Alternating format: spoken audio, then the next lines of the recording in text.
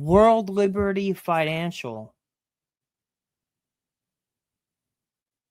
is nothing but it's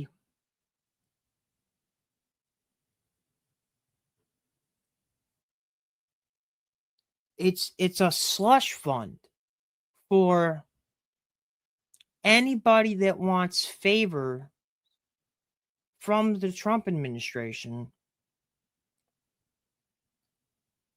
They put money into World Liberty Financial,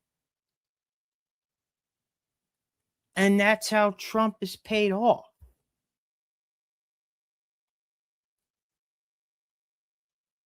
Just because it's signed over to Don or Eric Jr. Or Don Jr. or Eric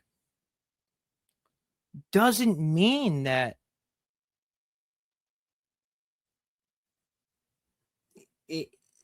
Trump isn't reaping the rewards from that.